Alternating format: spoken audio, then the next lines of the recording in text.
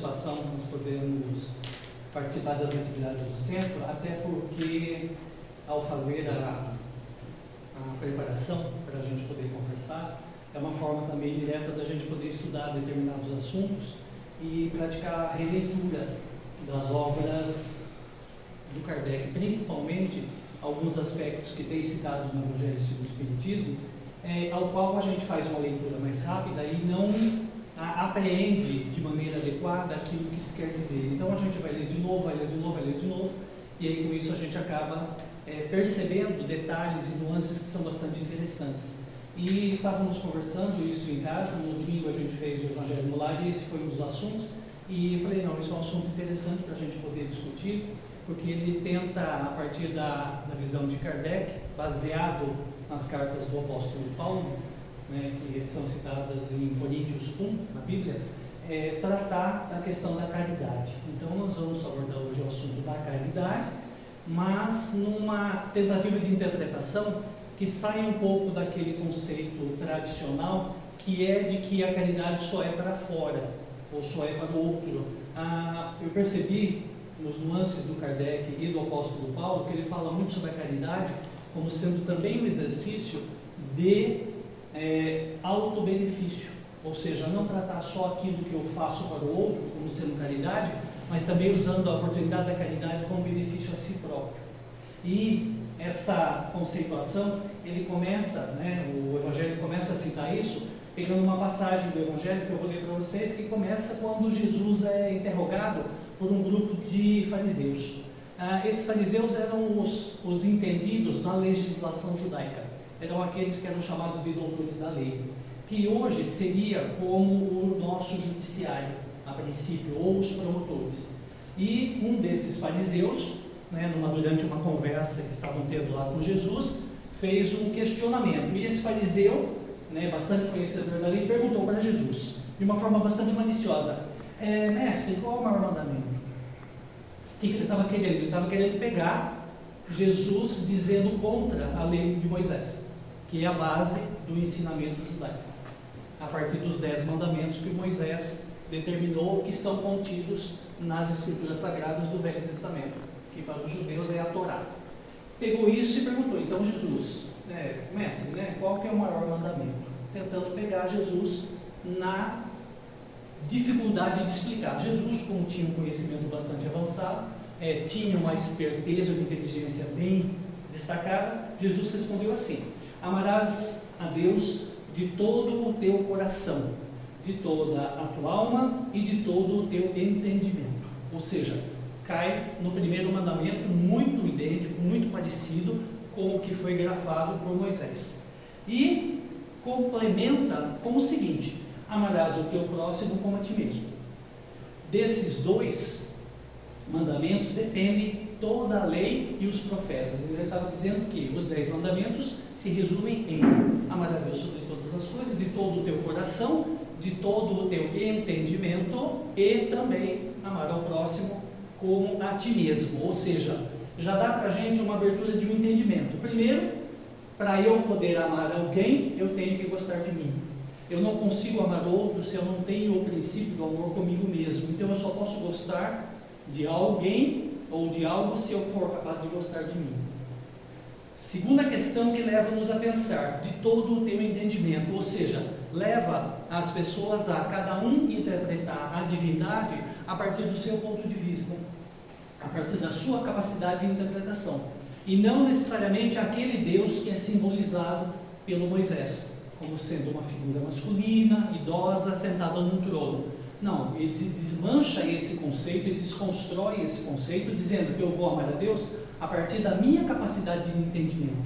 Então eu posso entender a Deus como sendo uma força viva da natureza, eu posso entender a Deus, como Kardec citou, como sendo a causa primária de todas as coisas, eu posso entender a Deus como sendo uma mãe que acolhe os seus filhos, eu posso entender a Deus como sendo o universo, eu posso entender a Deus como sendo o planeta Terra, a Mãe Terra, e aí de várias formas eu posso dar significado para aquilo que é o conceito, porque eu posso entender Deus a partir do meu entendimento, e não necessariamente daquilo que me falam ou daquilo que me colocam como sendo uma regra. Então leva as pessoas a pensarem a raciocinarem criticamente sobre o que é a divindade, como essa divindade interfere na escolha que essa pessoa faz para a sua vida e, a partir disso, definir o que gostar e como gostar.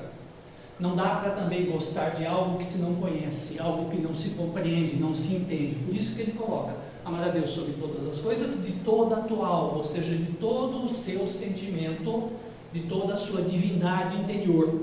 Porque é possível nós compreendermos que nós somos parte dessa centelha divina, e ao sermos parte de algo que é maior, eu posso, na minha individualidade, compreender e entender aquilo de acordo com a minha capacidade de compreensão, e não aquilo que me dão como regra, ou como conduta, ou como orientação. Mas isso de nada vale se eu não for capaz também de poder ter esse mesmo sentimento para com os outros e para comigo mesmo. Então, o princípio básico do mandamento é: eu tenho que gostar daquilo que eu gosto, e não eu ser obrigado a amar a Deus, ou eu amar uma entidade ao qual eu não concebo, eu não imagino, eu não sei quem é. Fica muito difícil. Soa lá no íntimo até com uma certa falsidade. Como é que eu vou gostar de algo que eu não conheço? Mas eu posso compreender essa essência divina a partir do momento que eu conheço a mim mesmo. Eu gosto de mim, eu gosto da minha vida, eu gosto das coisas que eu faço, e esse entendimento eu posso espalhar para o próximo. Quem é o próximo? O próximo é o que está cada vez mais próximo de mim. Então essa é uma outra conotação também que Jesus nos dá. Não é simplesmente gostar da humanidade, até porque nós não temos conhecimento ou capacidade para isso. Nenhum de nós consegue amar uma pessoa que a gente nunca viu na frente. Nenhum de nós consegue amar um estranho que passa por ali. Mas nós conseguimos, a partir daqueles que estão mais próximos de mim, indo gerando ondas de amorosidade, de tal modo que essas ondas elas podem ir com o tempo crescendo, fazendo com que a gente então goste primeiro de mim, que sou o mais próximo de mim mesmo, ou seja, eu estou dentro de mim. O meu eu é o mais próximo que eu posso chegar de algo que pensa, que raciocina. Em seguida, o que está à minha volta, na minha relação familiar, na minha relação de trabalho, na convivência do dia a dia, e assim sucessivamente vamos ampliando esse conhecimento, esse conceito, para chegar mais longe. Até um momento, até um dia na nossa escala evolutiva em que a gente possa, sim, como alguns espíritos relatam em algumas obras espíritas, aquele espírito, aquela entidade, ela ama a toda a humanidade como se ama a alguém da sua família, alguém que é filho, alguém que é pai, alguém que é mãe. Exatamente por quê? Porque ele cria essa amorosidade crescente, conforme ele vai aumentando o seu poder de entendimento. Essa colocação ela está contida em Mateus, no capítulo 23, do versículo 34 a 40, para quem gosta de ler a Bíblia, né? O interessante é que simplesmente ler a Bíblia como se fosse uma leitura romanceada fica complicado, porque a gente não entende as coisas. Por isso que é interessante a gente pegar pedacinhos e tentar destrinchar um pouco mais o que tem dentro daquela fala. E logo em seguida, dentro dessa fala, dentro desse conceito de amar a Deus sobre todas as coisas e ao próximo como a ti mesmo, o que Jesus estabelece? Jesus estabelece que o amar obriga a ter para o outro um sentimento equivalente ao que eu tenho para mim. Então aí nasce o conceito do que? De caridade. Então o que seria então esse conceito de caridade? O apóstolo Paulo coloca para a gente da seguinte forma: o único caminho para a salvação. Salvação do que, né?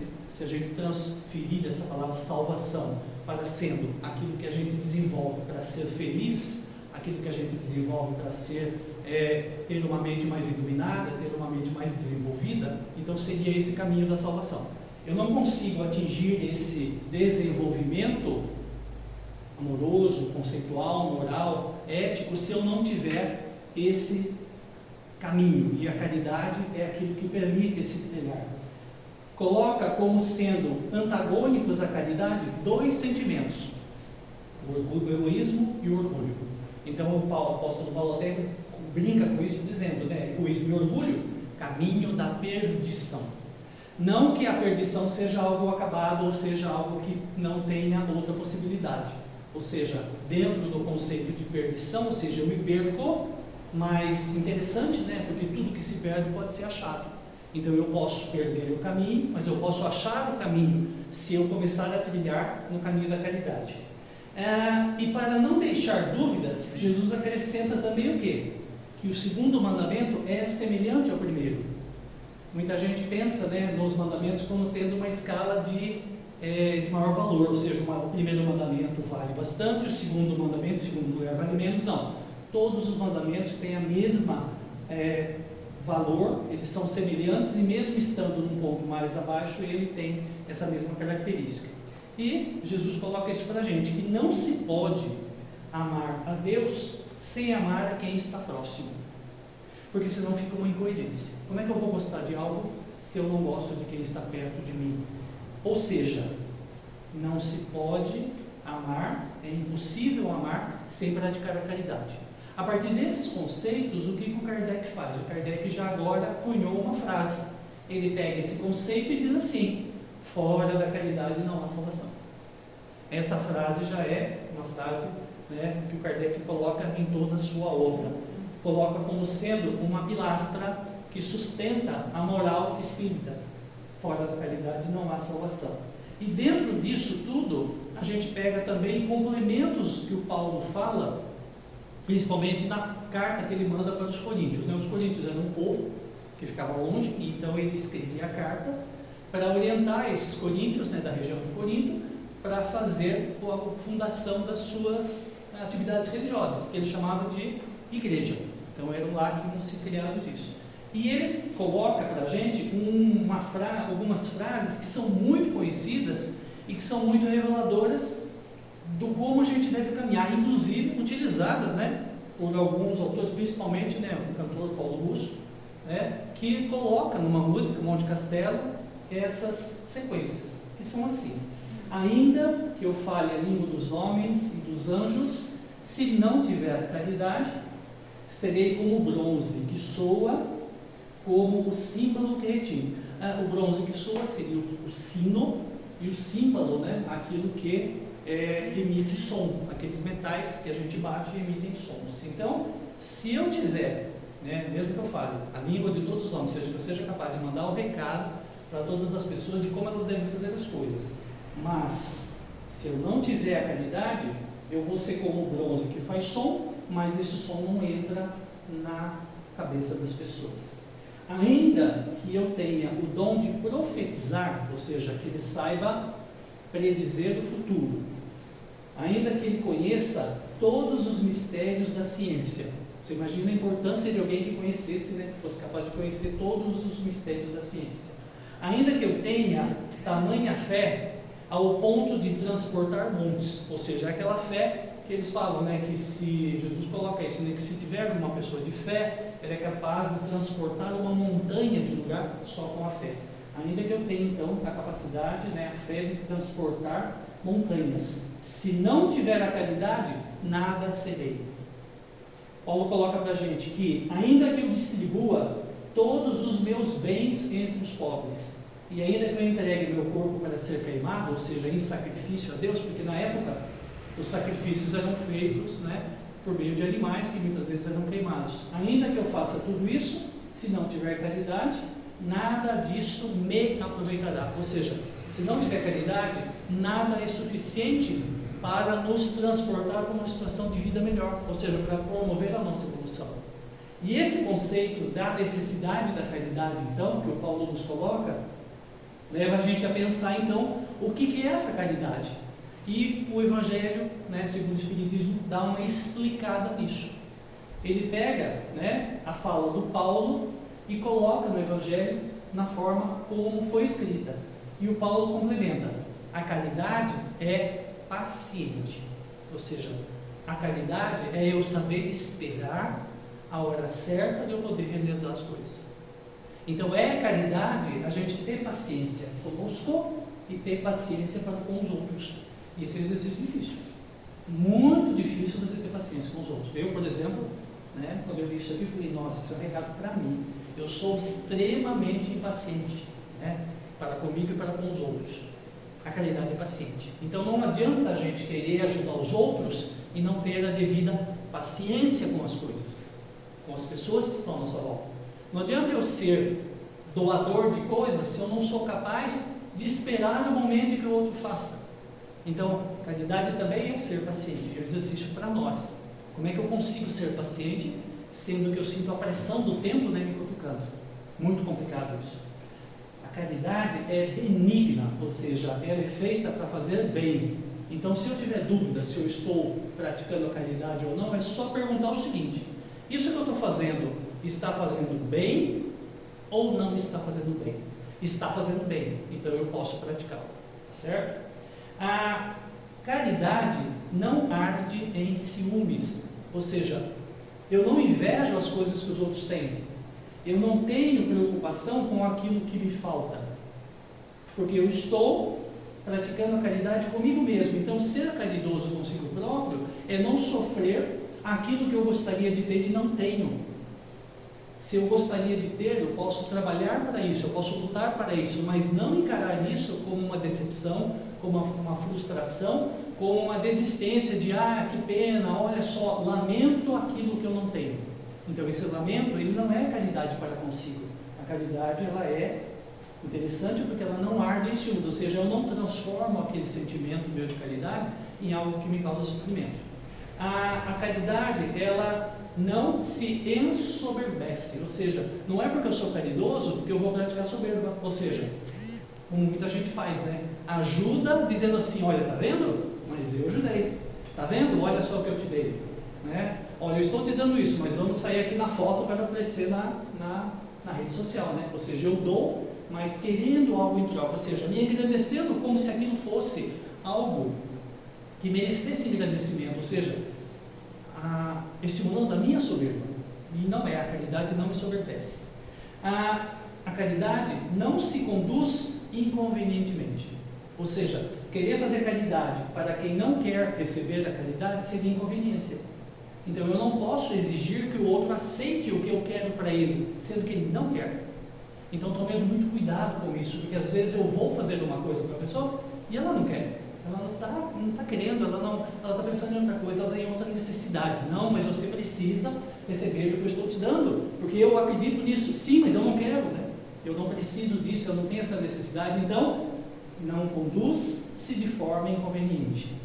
A caridade não procura os seus interesses, ou seja, eu vou ajudar o outro porque eu tenho interesse de ganhar algo em troca. Então, eu ajudo para ter uma vantagem de trabalho, uma vantagem política, uma vantagem de aparecer, uma vantagem de ser bem visto. Não. A caridade, ela é totalmente desinteressada. A verdadeira caridade é aquela que eu pratico e eu não lembro mais dela. Essa é a boa caridade. Agora, a caridade que eu fico lembrando dela, olha, tá vendo, eu fiz isso, eu fiz isso, fiz isso, não é caridade, porque ela está trazendo o quê? Ela está saciando meus interesses. A caridade não se exaspera. É aquela coisa, né? Eu tento ajudar alguém, eu tento fazer algo para alguém, essa pessoa não aceita e eu fico muito irritado com isso, né? Eu fico muito chateado, né? Como é que esse indivíduo, com tanta necessidade, não aceita o que eu estou fazendo para ele, né? Como é que ele não quer isso? E isso causa exasperação. A caridade não se ressente do mal, ou seja, não é porque eu fiz algo que eu dei para o outro e o outro fez mau uso que eu vou ficar ressentido com isso. Eu fiz o meu papel. Eu fiz aquilo, ele não soube aproveitar, ele jogou fora, ele está num momento diferente, então eu não posso ficar ressentido, não posso dizer assim, eu nunca mais ajudo ninguém, porque está vendo? Tudo que eu fiz, as pessoas utilizaram de forma equivocada. Não, a caridade não se ressente do mal que foi usado para aquilo. A caridade não se alegra com a injustiça, então eu não posso presenciar algo injusto, ou algum ato criminoso, ou alguma coisa, e me alegrar com aquilo. Aí na caridade, né? E a gente às vezes, né, é pego na nossa consciência falando pra gente, tá vendo? Ele merecia, né? Foi bom para ele, tá vendo? Se quebrou a cara, se deu mal, se machucou, mas foi bom. Isso não é caridade, porque a caridade não se alegra quando ocorre algum tipo de injustiça. E por que pode ser injusto? Porque eu não sei o que estava acontecendo a ponto de poder julgar isso. Então nunca julguemos aquilo que a gente não conhece todas as etapas. E mesmo que a gente conheça todas as etapas, quem somos nós para julgar, né? Como dizia até Jesus, né? Quem for livre de pecado, que atire a primeira pedra. Como eu sou cheio de pecado, como é que eu vou julgar o outro do que ele está fazendo, que aquilo é ruim para ele ou é bom para mim? Eu não tenho que fazer esse tipo de julgamento. A caridade regozija-se com a verdade. Então, quando a verdade nasce, quando as coisas aparecem, a caridade fica feliz com isso, ou seja, fazer algo que dê bom resultado me faz bem. E agora, para arrebentar, o que o Paulo fala? O Paulo fala 4 pequenos versos que tem que a gente levar para pensar para nós, aqui dentro agora é de caridade. Primeiro, caridade tudo sofre. Sofre no sentido de aceitar as coisas como elas são, sem ficar questionando. A caridade tudo suporta. Eu ter capacidade de lidar com isso de uma forma a aguentar o tranco, sim. Ah, mas está errado? Sim, mas tem que suportar. Porque para eu corrigir, muitas vezes eu tenho que ser ofensivo, eu tenho que ser agressivo. E se eu for agressivo, se eu machucar o outro, aí não é caridade. Então, se tiver que aguentar, eu aguento. É um exercício, novamente, de paciência. A caridade tudo espera. Esse é um ponto para os afoitos e ansiosos como eu. Esperar a coisa acontecer, esperar a coisa ficar pronta, esperar a hora em que as coisas têm o seu caminho. Porque tudo acontece. O que a gente não aguenta, muitas vezes, é esperar. Eu quero apressar no processo, por quê? Porque eu estou afoito, eu estou ansioso que aquilo se resolva. A caridade tudo suporta. Ou seja, a pessoa que tem uma capacidade imensa de caridade é aquela pessoa que tem uma capacidade de resiliência, ou seja, mesmo ele sendo incomodado, mesmo ele estando desconfortável, ele suporta. E ao fazer isso, ele consegue atingir a caridade para si e para com os outros. E ele finaliza dizendo assim: agora pois, permanecem então, nessa história toda, 3 palavras que ele fala que a gente nunca pode esquecer, que a gente precisa ter, que é fé. Eu preciso acreditar na providência divina, eu preciso acreditar em algo superior, para eu não perder a esperança, que é a segunda palavra, e também poder exercer a caridade. Então ele coloca para nós fé, esperança e caridade como 3 virtudes, mas ele coloca para a gente que, porém, a maior delas é a caridade, porque com caridade nós exercemos a nossa fé, nós mantemos a nossa fé acesa, a fé ativa, a fé que me diz que no futuro as coisas vão ser melhor. E eu garanto esse pensamento por meio da esperança, mas não esperança de esperar, a esperança de esperançar, de estar com o pensamento sempre ativo em busca de algo melhor, sabendo que as coisas vão melhorar, mesmo não parecendo que estão melhorando. Com isso, a caridade então leva-nos a pensar como sendo o quê? O que o Paulo atingiu. E o Paulo sintetiza isso. Do Paulo, o que é caridade? Caridade é a compreensão profunda daquilo que é verdade. Ele atinge isso. Paulo coloca a caridade acima da própria fé, ou seja, não é possível ter fé se eu não for caridoso, porque senão é uma fé vazia, é uma fé que está desconstruída. E por que o Paulo faz isso? Por que ele coloca a caridade acima da fé? Porque ele dá para a gente um exemplo interessante, porque ele fala que para ter fé eu preciso conhecer algo, e caridade não. A caridade está ao alcance de todos. Ele coloca para a gente: quem pode praticar caridade, Do ignorante ao sábio pode praticar caridade, do rico e do pobre. A caridade independe de qualquer crença pessoal ou do grupo. Por isso que ele coloca a caridade como sendo algo que está acima da fé, porque a caridade ela é mais completa do que a fé, para ela ser exercida. E com isso, o que ele finaliza? Ele finaliza dizendo o seguinte: e a caridade faz mais.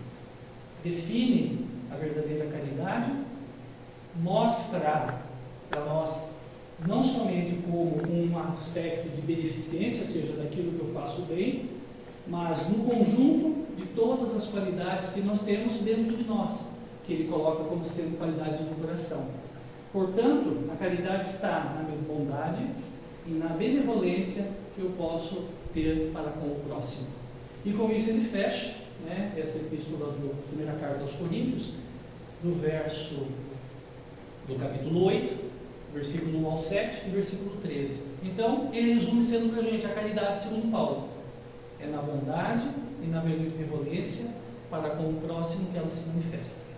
E com isso, a gente leva a pensar que não é só ser caridoso por ser, mas usar o exercício da caridade como instrumento de reforma íntima para compreender aquilo que nós fazemos para nós e para os outros, de forma que a gente consiga um dia na evolução, atingir o conceito que o Paulo teve de compreender profundamente essa verdade que organiza a vida, que dá seguimento a ela e que faz com que a gente tenha um propósito.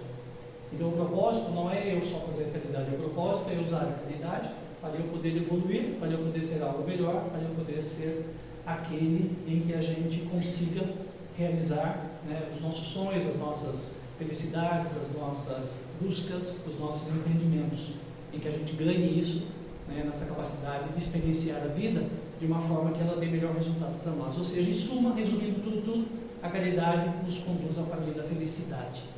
Fazer para o outro aquilo que eu gostaria que o outro me fizesse, leva-nos a sermos mais felizes com o que temos, com o que somos e com as oportunidades de crescimento para com o futuro. E para a gente finalizar, né, agradeço a paciência de vocês, finalizando com que Deus nos abençoe, que Jesus nos oriente e que os bons espíritos que estão nos ambientes nos protejam e que isso seja hoje, sempre, né, assim seja. Muito obrigado, gente.